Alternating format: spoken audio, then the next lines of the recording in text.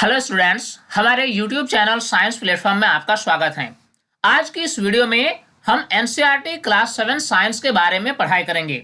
इस वीडियो के माध्यम से हम क्लास 7 के एनसीईआरटी साइंस के चैप्टर 1 अर्थात पादपों में पोषण के बारे में विस्तार पूर्वक अध्ययन करेंगे। इस वीडियो में हम पूरे चैप्टर को स्टेप बाय स्टेप और बारीकी से समझेंगे। इस प्रकार पूरी चैप्टर को समझने के लिए आपको ये वीडियो लास्ट तक देखना होगा। इस प्रकार ये वीडियो आपके लिए काफी हेल्पफुल होने वाली है। तो आइए वीडियो हम शुरू करते हैं।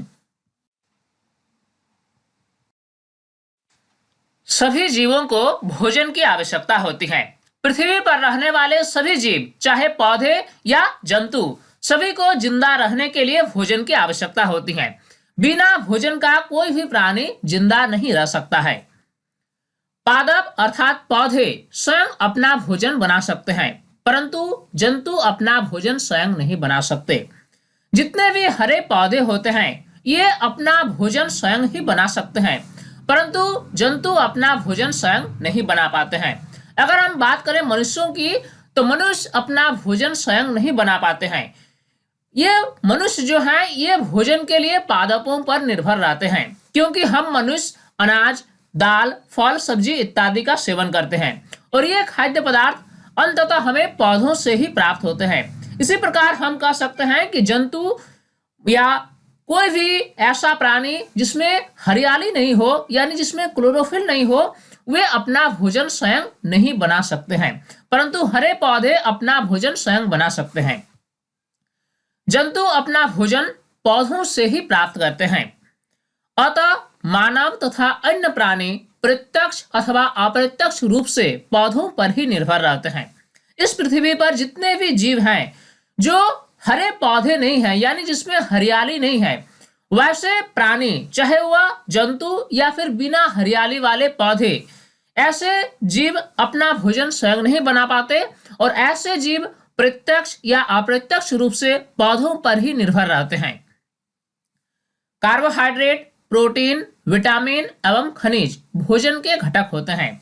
जैसा कि हम जानते हैं कि भोजन के विभिन्न घटक होते हैं, जैसे कि कार्बोहाइड्रेट, प्रोटीन, विटामिन, खनिज।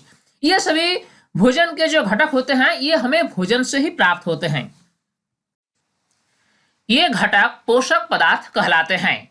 जो भी हम भोजन ग्रहण करते हैं इसमें कार्बोहाइड्रेट, प्रोटीन, वसा और खनिज होते हैं। ये सभी जो पदार्थ होते हैं इससे पोषक पदार्थ कहा जाता है। शरीर की वृद्धि, विकास एवं विभिन्न क्रियाओं के लिए पोषक पदार्थ आवश्यक हैं। जीवों के शरीर की वृद्धि या विकास या फिर विभिन्न प्रकार की क्रियाओं के संचालन के लिए पोषक पदार्थ आवश्यक हैं। बिना पोषक पदार्थ का शरीर का वृद्धि, विकास या फिर विभिन्न प्रकार की शारीरिक क्रियाएं नहीं हो सकती है। सजीवों द्वारा भोजन ग्रहण करने एवं इसके उपयोग की विधि को पोषण कहा जाता है। कोई भी जीव कैसे भोजन ग्रहण करते हैं और फिर भोजन का उपयोग कैसे करते हैं, इस विधि को पोषण कहा जाता है। अगर हम बात करें पोषण की, तो पोषण दो प्रकार के होते हैं। एक प्रकार के पोषण को कहा जाता है स्वपोषण और दूसरे प्रकार के पोषण को कहा जाता है विषम पोषण। कुछ ऐसे जीव होते हैं जिसमें पोषण का प्रकार स्वपोषण होता है, जबकि कुछ ऐसे जीव होते हैं जिसमें पोषण का प्रकार विषम पोषण होता है। अब आइए समझने की कोशिश करते हैं कि स्वपोषण क्या है और विषम पोषण क्या है। पोषण की वह विधि जिसमें जीव अपना भोजन स्वयं संश्लेषित करते हैं स्वपोषण कहलाती है। ये हमने पहले ही डिस्कस किया कि जो हरे पौधे होते हैं वे अपना भोजन स्वयं बना लेते हैं, परंतु जंतु अपना भोजन स्वयं नहीं बना पाते हैं। जंतु अपने भोजन के लिए हरे पौधों पर ही निर्भर रहते हैं, अर्थात हरे पौधे जो होते हैं ये अपना भोजन स्वयं बना लेते हैं। तो हम कह सकते हैं कि पोषण की ऐसी विधि जिसमें जीव अपना भोजन स्वयं ही बना लेते हैं, वे दूसरे पर निर्भर नहीं रहते हैं, ऐसे पोषण की विधि को स्वपोषण कहा जाता है। अगर हम उदाहरण की बात करें तो सभी हरे पौधे स्वपोषी होते हैं, अर्थात सभी हरे पौधे जो होते हैं ये अपना भोजन स्वयं बना लेते हैं। ये भोजन के लिए किसी दूसरे जीव पर निर्भर नहीं रहते हैं, अर्थात हरे पौधे द्वारा जो पोषण का विधि अपनाया जाता है उसे स्वपोषण कहा जाता है। ऐसे जीव स्वपोषी कहलाते हैं। जो जीव स्वपोषण विधि द्वारा पोषण की क्रिया करते हैं वैसे जीव को स्वपोषी कहा जाता है, अर्थात ऐसे जीव अपना भोजन स्वयं ही बना लेते हैं। परंतु पोषण की वह विधि जिसमें जीव पादपों द्वारा संश्लेषित भोजन ग्रहण करते हैं विषम पोषण कहलाते हैं। कुछ ऐसे जीव होते हैं जैसे कि जंतु अपना भोजन स्वयं नहीं बना पाते हैं। ऐसे जीव भोजन के लिए हरे पौधों पर ही निर्भर रहते हैं। तो इस प्रकार के पोषण की विधि को विषम पोषण कहा जाता है। अगर हम उदाहरण की बात करें तो सभी जंतु विषम पोषण विधि का उपयोग करते हैं, अर्थात जंतु जो होते हैं ये अपना भोजन के लिए हरे पौधों पर ही निर्भर रहते हैं। इस प्रकार के जीव को विषम पोषी कहा जाता है। जो जीव अपना भोजन स्वयं नहीं बना पाते हैं वे अपने भोजन के लिए दूसरे जीव अर्थात हरे पौधों पर निर्भर रहते हैं। ऐसे जीवों को विषम पोषी कहा जाता है। अब हम एक बहुत ही महत्वपूर्ण टॉपिक पर चर्चा करेंगे और जिसका नाम है प्रकाश संश्लेषण, अर्थात पादपों में खाद्य संश्लेषण का प्रक्रम। सबसे पहले हमें समझना होगा प्रकाश संश्लेषण होता क्या है। प्रकाश संश्लेषण हरे पौधों का एक ऐसा प्रक्रम है जिस प्रक्रम के द्वारा हरे पौधे अर्थात पादप अपना भोजन स्वयं बना लेते हैं। पत्तियां पादप की खाद्य फैक्ट्रियां होती हैं। जैसा कि हम जानते हैं कि हरे पौधे अपना भोजन स्वयं बना लेते हैं और ये हरे पौधे अपना भोजन जो बनाते हैं वह पत्तियों के द्वारा ही बनाते हैं, अर्थात हरे पौधे की जो पत्तियां होती हैं ये उनकी खाद्य फैक्ट्रियां होती हैं। खाद्य संश्लेषण के लिए आवश्यक कच्चे सामग्रियां हैं जल, खनिज एवं कार्बन डाइऑक्साइड गैस। जिस प्रकार किसी उद्योग में माल के निर्माण के लिए कच्चे सामग्री की आवश्यकता होती है, ठीक वैसे ही हरे पौधे द्वारा खाद्य के निर्माण के लिए कुछ कच्चे सामग्री की आवश्यकता होती है। इन कच्चे सामग्रियों का नाम है जल, खनिज और कार्बन डाइऑक्साइड गैस। अर्थात हरे पौधे जो होते हैं वो मिट्टी से जल लेते हैं और खनिज लवण लेते हैं और वायुमंडल से कार्बन डाइऑक्साइड गैस लेते हैं। इन तीनों चीजों के द्वारा वे खाद्य का निर्माण करते हैं। मृदा में उपस्थित जल एवं खनिज जड़ द्वारा अवशोषित किए जाते हैं तथा तने के माध्यम से पत्तियों तक पहुंचाए जाते हैं। पौधे की जो जड़ें होती हैं ये मृदा में उपस्थित जल और खनिज लवण का अवशोषण करती हैं और फिर इस जल और खनिज लवण को पत्तियों तक पहुंचाया जाता है। वायुमंडल से कार्बन डाइऑक्साइड ली जाती है और फिर इन तीनों के मिलाने से वे हरे पौधे खाद्य का निर्माण करते हैं। पत्ती की सतह पर उपस्थित सूक्ष्म छिद्रों द्वारा वायु में उपस्थित कार्बन डाइऑक्साइड गैस प्रवेश करती है। अगर आप गौर से पत्तियों को देखें माइक्रोस्कोप की सहायता से तो पत्तियों की सतह पर आपको अत्यंत सूक्ष्म छिद्र दिखाई देगी। इन छिद्रों के जरिए पौधे क्या करते हैं कि वायुमंडल में जो कार्बन डाइऑक्साइड गैस होती है इस कार्बन डाइऑक्साइड गैस का अवशोषण करती हैं और इस प्रकार जल, खनिज और कार्बन डाइऑक्साइड तीनों की मदद से हरे पौधे अपना भोजन स्वयं बना लेते हैं। ऐसे छिद्रों को रंध्र कहते हैं।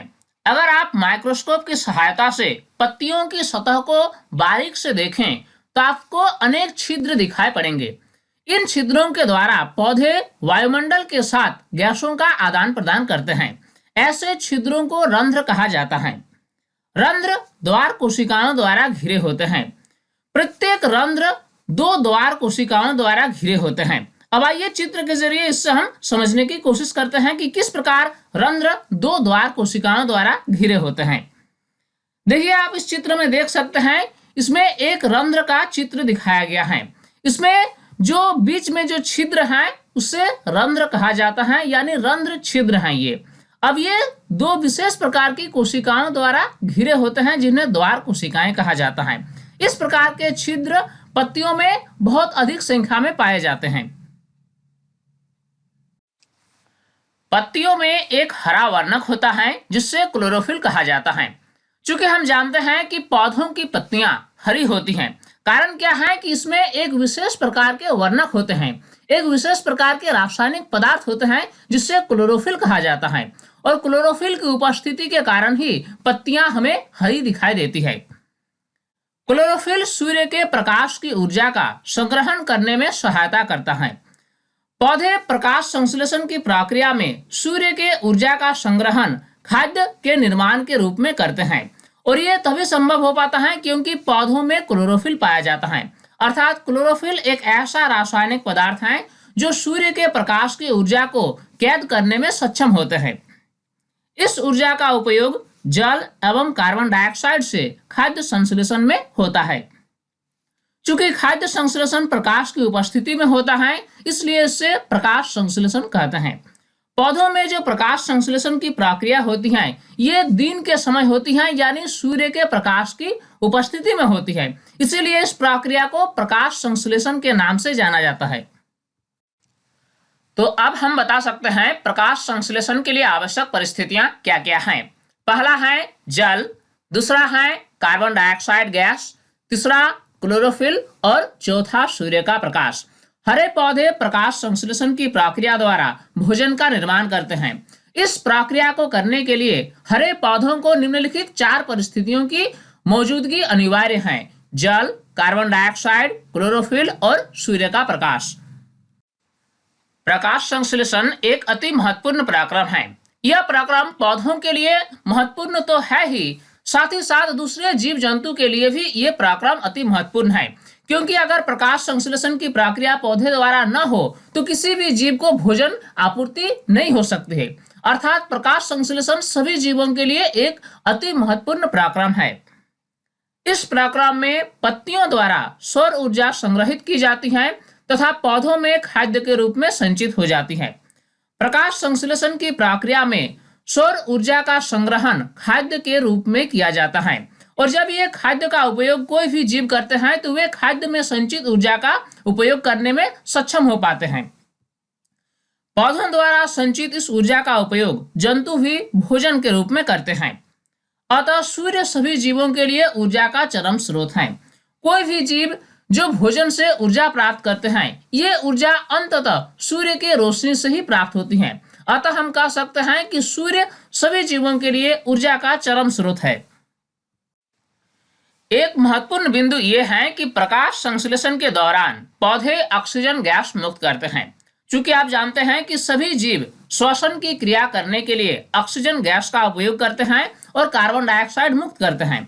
इस प्रकार सभी जीव अगर श्वसन की क्रिया करते हैं तो वायुमंडल में ऑक्सीजन की मात्रा कम क्यों नहीं हो जाती और कार्बन डाइऑक्साइड की मात्रा बढ़ क्यों नहीं जाती? कारण क्या है कि सभी हरे पौधे प्रकाश संश्लेषण की प्रक्रिया के दौरान वायुमंडल से कार्बन डाइऑक्साइड गैस का अवशोषण करते हैं और ऑक्सीजन गैस मुक्त करते हैं। यानी सभी जीव जो वायु को अशुद्ध करते हैं, हरे पौधे इसी वायु को पुनः शुद्ध भी करते हैं। अर्थात कहने का मतलब यह हुआ कि प्रकाश संश्लेषण में क्या होता है कि वायु का शुद्धिकरण होता है। प्रकाश संश्लेषण के प्रक्रम को निम्न समीकरण द्वारा दर्शाया जा सकता है। अगर हम प्रकाश संश्लेषण के समीकरण की बात करें तो इससे हम निम्न प्रकार के समीकरण द्वारा दर्शा सकते हैं। प्रकाश संश्लेषण की प्रक्रिया में क्या होता है कि कार्बन डाइऑक्साइड और जल दोनों आपस में अभिक्रिया करते हैं और इस अभिक्रिया के दौरान क्या बनता है, चूंकि यह अभिक्रिया जो है ये सूर्य के प्रकाश की उपस्थिति में और क्लोरोफिल की उपस्थिति में होती है और ये दोनों जब पदार्थ आपस में अभिक्रिया करते हैं तो बनता है कार्बोहाइड्रेट और ऑक्सीजन। यानी प्रकाश संश्लेषण की प्रक्रिया में कार्बन डाइऑक्साइड और जल कच्चे पदार्थ के रूप में उपयोग किए जाते हैं और इसके उत्पाद जो हैं वह है कार्बोहाइड्रेट और ऑक्सीजन गैस। एक इंपॉर्टेंट पॉइंट है जो आपको जानना चाहिए। कार्बोहाइड्रेट अंततः पत्तियों में मंड यानी स्टार्च के रूप में संचित हो जाते हैं। पौधे प्रकाश संश्लेषण की प्रक्रिया में जो कार्बोहाइड्रेट का निर्माण करते हैं, ये कार्बोहाइड्रेट मंड यानी स्टार्च के रूप में पौधों के पत्ती में संचित हो जाते हैं। ये प्रश्न अक्सर पूछा जाता है कि पौधे जो होते हैं वह कार्बोहाइड्रेट को किस रूप में संचित करते हैं। तो पौधे कार्बोहाइड्रेट को मंड यानी स्टार्च के रूप में संचित करते हैं। एक महत्वपूर्ण बिंदु, पत्तियों के अतिरिक्त पौधों के दूसरे हरे भाग जैसे कि हरे तने एवं हरी शाखाओं में भी प्रकाश संश्लेषण होता है। जैसा कि हम जानते हैं कि पत्तियों द्वारा प्रकाश संश्लेषण की प्रक्रिया होती है क्योंकि पत्ती में क्लोरोफिल पाया जाता है, अर्थात पत्ती हरी होती है। पौधे के ऐसे भाग जो हरे होते हैं जैसे कि शाखाएं या हरे तने, ऐसे कुछ भाग जो हरे होते हैं जिसमें क्लोरोफिल पाए जाते हैं, ऐसे भागों के द्वारा भी प्रकाश संश्लेषण की प्रक्रिया होती है। मरुस्थलीय पौधों में पत्तियां कांटों में रूपांतरित हो जाती हैं। मरुस्थल में उगने वाले पौधों में पत्तियां नहीं होती हैं। कारण क्या है कि अगर पत्तियां हो तो पौधों के शरीर से वाष्पोत्सर्जन की क्रिया अधिक होगी, जिसके कारण पौधों के शरीर में जल की कमी हो जाएगी। इस स्थिति से बचने के लिए पौधों की जो पत्तियां हैं ये कांटों में रूपांतरित हो जाती हैं। और जब मरुस्थलीय पौधों में पत्तियां नहीं रहती, यानी पत्ती के स्थान पर कांटे हो जाती हैं, तो क्या होता है कि इन पौधों के तने हरे होते हैं जो प्रकाश संश्लेषण का कार्य करते हैं और भोजन का निर्माण करते हैं।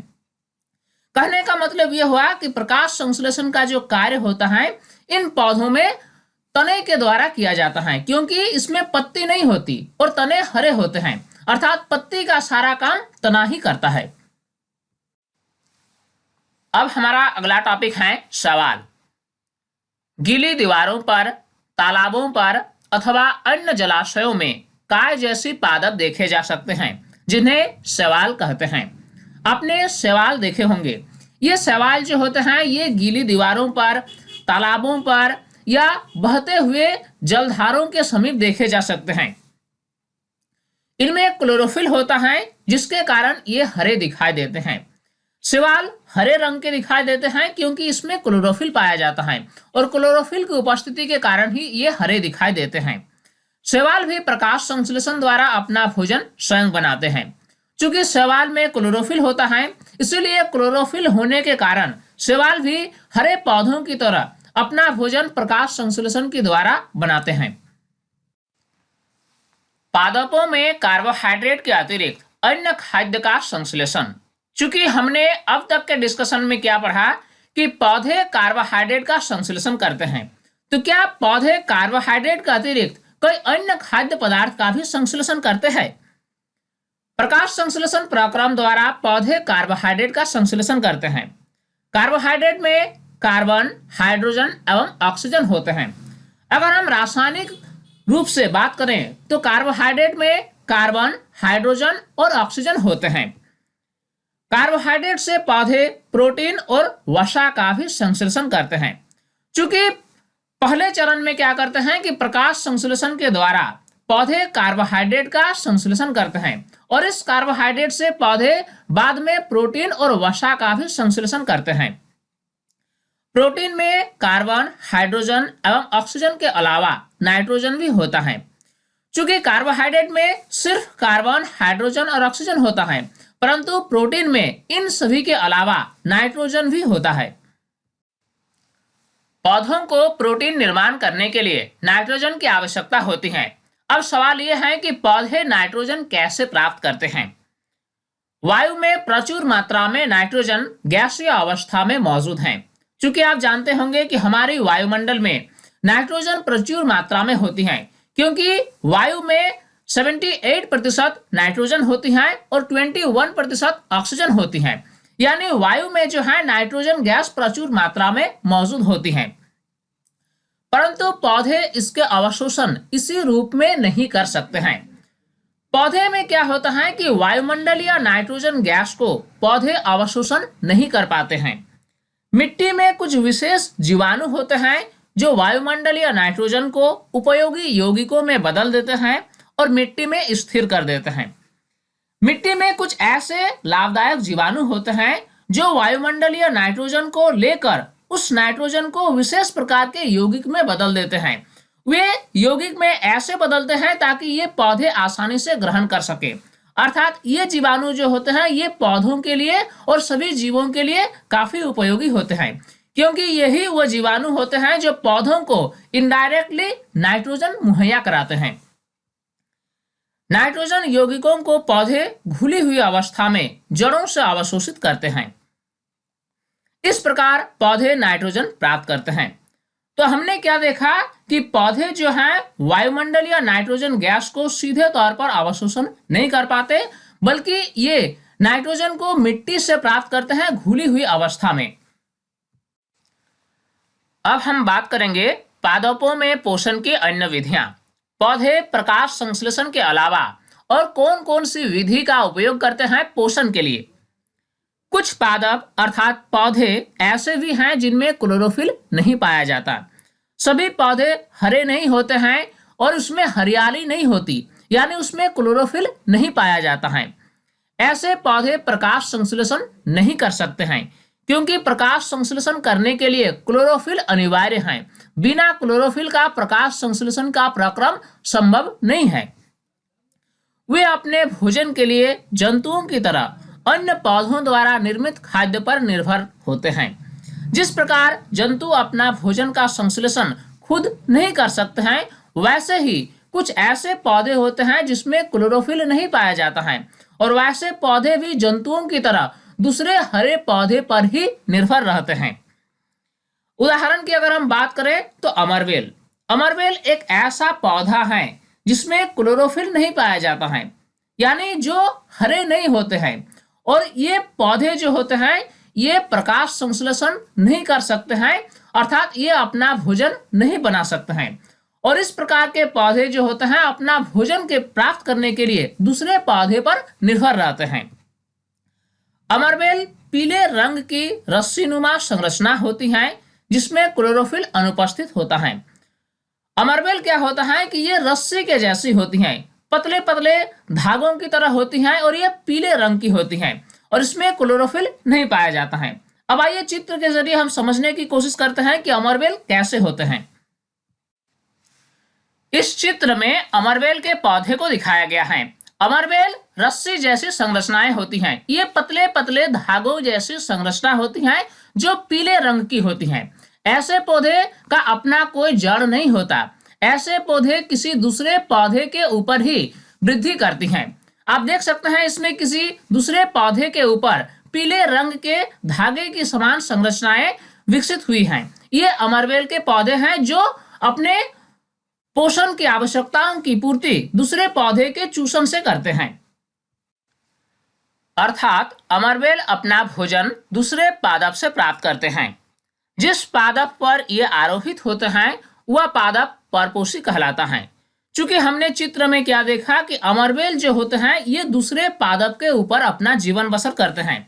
जिस पादप के ऊपर ये अपना जीवन बसर करते हैं उस पादप को परपोषी कहा जाता है। अमरवेल अन्य पादप को चूसते हैं और उन्हें अमूल्य पोषकों से वंचित रखते हैं, इसलिए इन्हें परजीवी कहा जाता है। चूंकि अमरवेल जो होते हैं ये अपना भोजन स्वयं नहीं बना पाते हैं, ये दूसरे पौधों को चूसते हैं, इसलिए अमरवेल को परजीवी भी कहा जाता है। अब हमारा अगला टॉपिक है कीटभक्षी पादप। अर्थात कुछ ऐसे पौधे होते हैं जो कीटों का भक्षण करते हैं, यानी कीटों को मारकर खाते हैं। ऐसे पौधे जो कीटों को मारकर खाते हैं कीटभक्षी पौधे कहलाते हैं। कुछ ऐसे पादप हैं जो कीटों को पकड़ते हैं और उन्हें मारकर भोजन प्राप्त करते हैं। अगर हम उदाहरण की बात करें तो घटफरनी, जिससे पीचर पादप भी कहा जाता है, ये एक ऐसे पौधे का नाम है जो कीटों को मारकर उन कीटों के अवशेष से भोजन प्राप्त करते हैं। अब आइए चित्र के जरिए हम इससे समझने की कोशिश करते हैं कि घटफरनी पौधे कैसे होते हैं। आप देख सकते हैं इस चित्र में घटफरनी पौधे को दिखाया गया है। घटफरनी पौधे के पत्ती का एक भाग एक विशेष प्रकार के घट यानी घड़े के रूप में परिवर्तित हो जाती है। अब इस घड़े की कार्यप्रणाली ऐसी है कि घड़े के अंदर रोम होते हैं और वे विशेष प्रकार से व्यवस्थित होते हैं। जब कोई कीट इस घड़े के अंदर प्रवेश करती है तो वह कीट बाहर नहीं निकल पाती हैं, क्योंकि वे रोम के जाल में फंस जाती हैं। कुछ समय के बाद जब ये कीट सड़ जाते हैं इनके पाचक रसों के प्रभाव से, तो फिर उस कीट से जो आवश्यक पोषक पदार्थ हैं ये पौधे प्राप्त कर लेते हैं। अर्थात हम कह सकते हैं कि ये पौधा ऐसा है जो कीटों को मारकर भोजन के रूप में व्यवहार करते हैं। तो हम लिख सकते हैं इसमें पत्तियों का भाग घड़े यानी घट के रूप में रूपांतरित हो जाती है। पत्ती का शीर्ष भाग घड़े का ढक्कन बनाती है। घड़े के अंदर अनेक रोम होते हैं। जब कोई कीट घड़े में प्रवेश करता है तो यह रोमों के बीच फंस जाता है। घड़े में उपस्थित पाचक रस द्वारा कीटों का पाचन हो जाता है और पौधे पोषक पदार्थों का अवशोषण कर लेते हैं। इस प्रकार घटपर्णी पौधा कीटों को मारकर भोजन के रूप में व्यवहार करते हैं। कीटभक्षी पौधों के कुछ अन्य उदाहरण भी हैं। इसमें प्रमुख हैं वीनस फ्लाईट्रैप और संड्यू। ये दो पौधे भी कीटभक्षी पौधे हैं। यानी कीटभक्षी पौधों का अगर उदाहरण की बात करें तो घटपर्णी, वीनस फ्लाईट्रैप और संड्यू। इस प्रकार ये पौधे जो हैं कीटों को मारकर अपना भोजन के रूप में व्यवहार करते हैं। कीटभक्षी पौधों नाइट्रोजन की कमी वाले भूमि पर उगते हैं। अब सवाल यह है कि कीटभक्षी पौधे किस स्थान पर उगते हैं। ऐसे भूमि जहां नाइट्रोजन की कमी हो, ऐसे भूमि पर कीटभक्षी पौधे अधिकतर उगते हैं। वे कीटों को मारकर नाइट्रोजन प्राप्त करते हैं। देखिए, कीटभक्षी पौधे जो होते हैं ये प्रकाश संश्लेषण की क्रिया द्वारा भोजन का निर्माण करते हैं। ये कार्बोहाइड्रेट की प्राप्ति के लिए कीटों को नहीं मारते, बल्कि ये नाइट्रोजन की कमी वाले मिट्टी में उगते हैं और इससे नाइट्रोजन की प्राप्ति नहीं होती है। इसलिए नाइट्रोजन की प्राप्ति के लिए ये कीटों को मारकर अपना भोजन के रूप में व्यवहार करते हैं। ये प्रश्न बहुत ही इंपॉर्टेंट है कि कीटभक्षी पौधा कीटों को मारकर कौन सा पोषक तत्व प्राप्त करते हैं। सही जवाब होगा नाइट्रोजन। ऐसे पौधे हरे या अन्य रंग के हो सकते हैं। कीटभक्षी पौधे आंशिक विषमपोषी होते हैं। देखिए, कीटभक्षी पौधे जो होते हैं ये अपना भोजन प्रकाश संश्लेषण की क्रिया द्वारा तो बनाते ही हैं, साथ ही साथ ये नाइट्रोजन की प्राप्ति हेतु कीटों को भी मारते हैं। अर्थात ये पूर्ण रूप से न तो विषमपोषी जीव हैं और न ही स्वपोषी जीव हैं। यानी कीटभक्षी पौधे जो होते हैं ये आंशिक रूप से विषमपोषी होते हैं। अब हमारा अगला टॉपिक है मृतजीवी। बाजारों में हम अक्सर छत्रक यानी मशरूम बिकते देखे हैं। आप देखे होंगे अनेक तरह के मशरूम बाजारों में आते हैं, खासकर वर्षा के दिनों में। वर्षा के दिनों में वृक्षों की छाल पर मशरूम के समान संरचनाएं उग जाते हैं। साथ ही साथ कुछ ऐसी भी संरचनाएं होते हैं जिससे हम मशरूम के रूप में देखते हैं, परंतु इसका व्यवहार खाने में नहीं किया जाता है। ऐसे संरचनाएं विशेष करके वर्षा के दिनों में वृक्षों की छालों पर अधिकतर उगते हैं। साथ ही नम ब्रेड की सतह पर कभी कभी रोए जैसी संरचनाएं भी दिखाई देती हैं। आप ये अनुभव किया होगा कि अगर ब्रेड या रोटी नम हो, यानी उसमें नमी की मात्रा अधिक हो, तो ऐसे नम ब्रेड की सतह पर कभी कभी रोए जैसी संरचनाएं भी उगाती हैं। ऐसे जीवों में हरे पौधों की तरह क्लोरोफिल नहीं होता है, जिससे ये प्रकाश संश्लेषण की क्रिया नहीं कर पाते हैं। चूंकि इस प्रकार की जो संरचनाएं हैं ये पौधे जैसे ही होती हैं, परंतु इसमें क्लोरोफिल नहीं होता है, अर्थात ये हरे रंग की नहीं होती हैं। और हरे रंग की नहीं होने के कारण ये प्रकाश संश्लेषण की क्रिया नहीं कर पाती हैं, अर्थात अपना भोजन नहीं बना पाती हैं। फिर ऐसे जीव भोजन कैसे प्राप्त करते हैं। अब सवाल यह है कि ऐसे जीव जो हैं जब प्रकाश संश्लेषण नहीं कर पाते हैं, अपना भोजन नहीं बना पाते हैं, तो ऐसे जीव भोजन कहां से और कैसे प्राप्त करते हैं। स्टूडेंट्स, इस वीडियो में हम आगे बढ़ने से पहले आपको बता दूं कि अगर अभी तक आप हमारे YouTube चैनल साइंस प्लेटफॉर्म को सब्सक्राइब नहीं किया है तो इसे अभी सब्सक्राइब कर लें और नोटिफिकेशन बेल को ऑन करके ऑल पर सिलेक्ट कर लें, ताकि हर नई वीडियोस के अपडेट्स आप तक आसानी से पहुंच सके।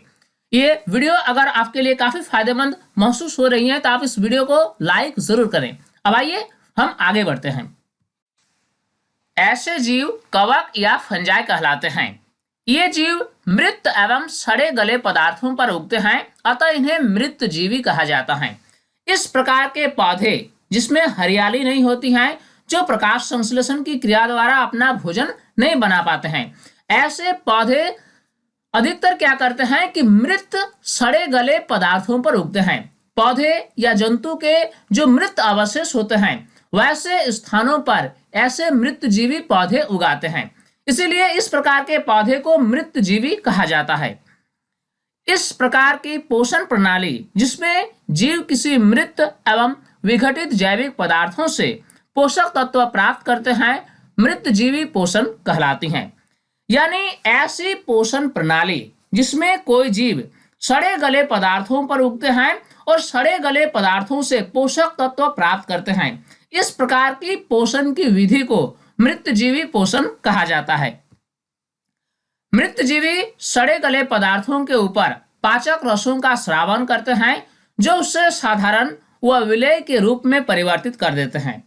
अब ये मृतजीवी क्या करते हैं कि सड़े गले पदार्थों के ऊपर एक विशेष प्रकार के पाचक रसों का स्राव करते हैं, और ये पाचक रस उस सड़े गले पदार्थों पर प्रभाव करके साधारण और विलेय पदार्थ के रूप में परिवर्तित कर देते हैं, जिससे ये आसानी से अवशोषित कर लेते हैं। तत्पश्चात वे विलयन का भोजन के रूप में अवशोषण करते हैं। इस प्रकार जब विलेय का निर्माण हो जाता है तो ये भोजन के रूप में इस विलेय पदार्थ का अवशोषण करते हैं। कवक आचार, चमड़े, कपड़े एवं अन्य उपयोगी वस्तुओं पर उगाते हैं। जैसा कि हमने पहले ही चर्चा किया कि ऐसे पौधे को कवक या फंजाई कहा जाता है, और इस प्रकार के मृतजीवी पौधे सामान्य रूप से आचार, चमड़े, कपड़े एवं अन्य उपयोगी वस्तुओं पर भी उगाते हैं। वर्षा ऋतु कवकों की वृद्धि के लिए उपयुक्त होती है। वर्षा ऋतु में क्या होती है कि वायुमंडल में पर्याप्त नमी होती है, और इसी प्रकार नमी की वृद्धि के कारण कवकों की वृद्धि वर्षा ऋतु में अधिक होती है। सामान्यतः कवकों के बीजाणु वायु में उपस्थित होते हैं। जब ये बीजाणु नम एवं उष्ण उत्पादों पर बैठते हैं तो वे अंकुरित होकर नए कवक को जन्म देते हैं। अतः वर्षा ऋतु में हमें उपयोगी वस्तुओं को नमी से बचाकर रखना चाहिए, क्योंकि अगर ऐसे उपयोगी वस्तुओं को हम नमी से बचाकर नहीं रखेंगे तो इस प्रकार के वस्तुओं के ऊपर कवक उगाएंगे और वस्तु जो है वह अनुपयोगी हो जाएगा। अब हमारा अगला टॉपिक है सहजीवी संबंध। कुछ जीव एक दूसरे के साथ रहते हैं तथा अपना आवास एवं भोजन एक दूसरे के साथ बांटते हैं। कुछ ऐसे जीवों का समूह है जो एक दूसरे के साथ ही रहते हैं और एक दूसरे से लाभान्वित होते हैं। वे अपना आवास और भोजन एक दूसरे के साथ बांटते हैं। कुछ कवक वृक्षों की जड़ों में रहते हैं।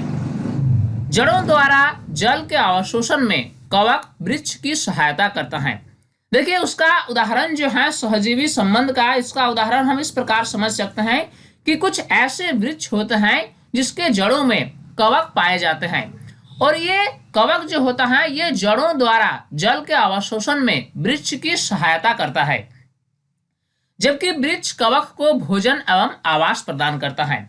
इसके विपरीत वृक्ष क्या करता है कि ये कवक को भोजन और आवास देता है, अर्थात कवक जो है वह जल के अवशोषण में सहायता करता है वृक्ष की, जबकि वृक्ष जो है ये कवक को भोजन और आवास प्रदान करता है। यह सहजीवी संबंध का एक उदाहरण है।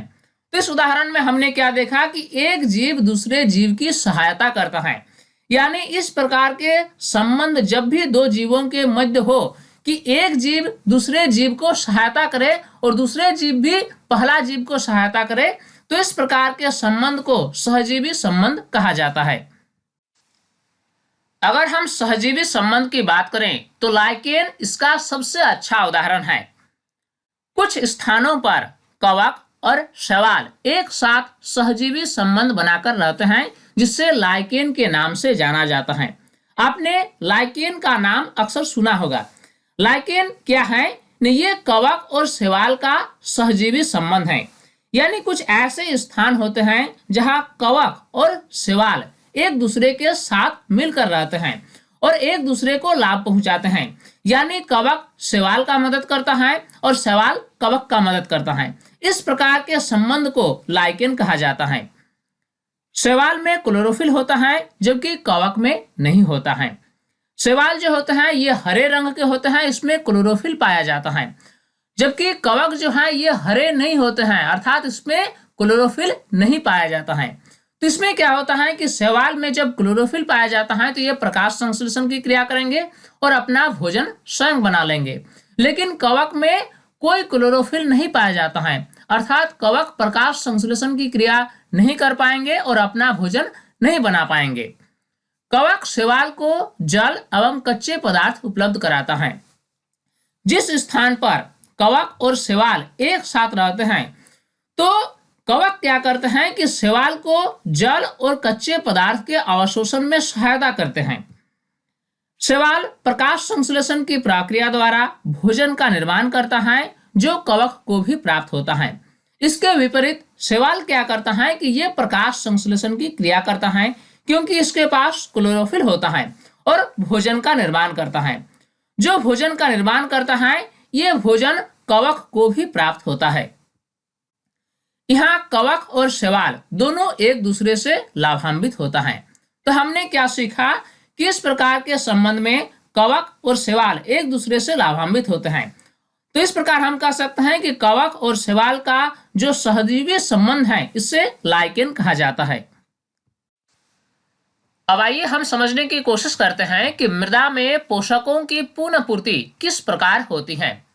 पौधे क्या करते हैं कि मिट्टी से पोषक पदार्थों की लगातार अवशोषण करती हैं, जिसके कारण क्या होता है कि मृदा में पोषक पदार्थों की कमी का होना स्वाभाविक है। अब सवाल यह है कि मृदा में पोषकों की पुनः पूर्ति किस प्रकार होती है। पौधे मृदा से खनिज पदार्थों का लगातार अवशोषण करते हैं। किसी भी क्षेत्र में जो पौधे होते हैं ये मिट्टी से पोषक पदार्थों का लगातार अवशोषण करते रहते हैं। अतः मृदा में खनिज पदार्थों की मात्रा में लगातार कमी होती जाती है। इसलिए मृदा को इन पोषक तत्वों से पूर्ण करने के लिए भूमि में उर्वरक तथा खाद मिलाया जाता है। किसान अपने खेत में समय समय पर उर्वरक और खाद का उपयोग करते हैं। कारण क्या है कि मृदा में जो पोषक तत्वों की कमी हो चुकी होती है, इस पोषक तत्वों की पूर्ति के लिए किसान अपने खेत में उर्वरक और खाद मिलाते हैं। उर्वरक एवं खाद में नाइट्रोजन, पोटेशियम, फास्फोरस एवं अन्य पोषक तत्व मौजूद रहते हैं जो पौधों के लिए आवश्यक होते हैं। पादपों को प्रोटीन बनाने के लिए सामान्यतः नाइट्रोजन की अधिक आवश्यकता होती है। पौधे कार्बोहाइड्रेट के साथ साथ प्रोटीन और वसा का भी निर्माण करते हैं। पौधों को प्रोटीन बनाने के लिए सामान्य रूप से नाइट्रोजन की अधिक आवश्यकता होती है। वैसे तो पौधे कार्बन, हाइड्रोजन और ऑक्सीजन जल तथा वायु से ग्रहण कर लेते हैं, यानी वायु में जो कार्बन डाइऑक्साइड गैस होती है उससे कार्बन प्राप्त हो जाती है और जल से हाइड्रोजन और ऑक्सीजन की प्राप्ति हो जाती है। परंतु नाइट्रोजन पौधों के लिए अति आवश्यक होती है, जिसकी मात्रा प्रोटीन संश्लेषण के लिए अधिक आवश्यकता होती है। हालांकि वायु में नाइट्रोजन की प्रचुर मात्रा मौजूद है, परंतु पौधे इसका सीधे तौर पर उपयोग नहीं कर पाते हैं, जैसे कि कार्बन डाइऑक्साइड का अवशोषण करते हैं। जैसा कि हम जानते हैं कि पौधे वायुमंडल से कार्बन डाइऑक्साइड गैस का अवशोषण करते हैं और अपने कार्बन का जो आवश्यकता है इसको पूरी करते हैं, परंतु वायु में नाइट्रोजन की प्रचुर मात्रा होने के बावजूद भी पौधे इसका सीधे तौर पर उपयोग नहीं कर पाते हैं। फलीदार पादपों जैसे चना, मटर, मूंग, सेम, अरहर इत्यादि की जड़ों में राइजोबियम नामक जीवाणु रहते हैं। कुछ ऐसे पौधे होते हैं जो दाल जातीय होते हैं, यानी फलीदार पादप, जैसे कि चना, मटर, मूंग, सेम, अरहर इत्यादि। इस प्रकार के दाल वाली फसलों के जड़ों में एक विशेष प्रकार के जीवाणु पाए जाते हैं जिसका नाम होता है राइजोबियम। राइजोबियम जीवाणु वायुमंडलीय नाइट्रोजन को यौगिकों में परिवर्तित कर मिट्टी में मिला देते हैं। ये जीवाणु जो होते हैं ये पौधों के लिए बहुत ही लाभदायक होते हैं, क्योंकि यह राइजोबियम जीवाणु क्या करते हैं, वायुमंडलीय नाइट्रोजन को लेकर उससे आवश्यक यौगिकों में परिवर्तित कर मिट्टी में मिला देते हैं और इन नाइट्रोजन के यौगिकों को पौधे अपने जड़ों के सहारे आसानी से अवशोषित कर लेते हैं और अपने नाइट्रोजन की आवश्यकता को पूरी कर लेते हैं। इसके बदले पादप जीवाणु को आवास एवं भोजन प्रदान करते हैं। चूंकि राइजोबियम जीवाणु पौधों के लिए काफी लाभदायक होती हैं, क्योंकि यह जीवाणु पौधे को नाइट्रोजन मुहैया कराते हैं। इसके बदले पौधे क्या करते हैं, जीवाणु को आवास और भोजन प्रदान करते हैं। अतः फलीदार पौधे एवं राइजोबियम जीवाणु के मध्य सहजीवी संबंध होता है। तो हमने क्या देखा कि फलीदार पौधे और राइजोबियम जीवाणु एक दूसरे को मदद करते हैं, यानी इन दो जीवों के मध्य जो संबंध होता है वह सहजीवी संबंध होता है, यानी एक दूसरे को लाभ पहुंचाते हैं। इस प्रकार दालों की फसल के उत्पादन के लिए किसानों को नाइट्रोजनी उर्वरक देने की आवश्यकता नहीं पड़ती है। यही कारण है कि जब किसान अपने खेत में दालों की फसल का उत्पादन करता है तो वह अपने मिट्टी में नाइट्रोजनी उर्वरक का उपयोग नहीं करते हैं। कारण क्या है कि ऐसे फसल के पौधों की जड़ों में राइजोबियम जीवाणु पाए जाते हैं जो नाइट्रोजन की आवश्यकता को खुद पूर्ति कर लेते हैं, अर्थात मिट्टी में विशेष रूप से नाइट्रोजन उर्वरक देने की आवश्यकता नहीं पड़ती है। दालों की फसल के उगाने के बाद अगली फसल के लिए भी सामान्यतः उर्वरक की आवश्यकता नहीं रहती है। एक बार अगर किसी खेत में दालों की फसल का उत्पादन कर लिया जाता है तो उस खेत की मिट्टी में नाइट्रोजन की मात्रा की पूर्ति हो जाती है। इसके अगली बार अगर कोई फसल लेना होता है तो उस बार भी सामान्य रूप से नाइट्रोजन उर्वरक का आवश्यकता नहीं होता है। तो इस प्रकार इस वीडियो में हमने पूरे चैप्टर को कवर करने की कोशिश किया। तो स्टूडेंट्स, इस वीडियो के माध्यम से हमने पूरे चैप्टर को स्टेप बाय स्टेप समझाने का प्रयास किया है। उम्मीद करता हूं ये वीडियो आपको पसंद आई होगी और इस वीडियो से आपने काफी कुछ सीखा होगा। ये वीडियो आपको कैसा लगा आप हमें कमेंट सेक्शन में जरूर बताएं। साथ ही आप दूसरे चैप्टर की वीडियोस देखने के लिए आप हमारे YouTube चैनल साइंस प्लेटफॉर्म को जरूर विजिट करें। तब तक के लिए बाय।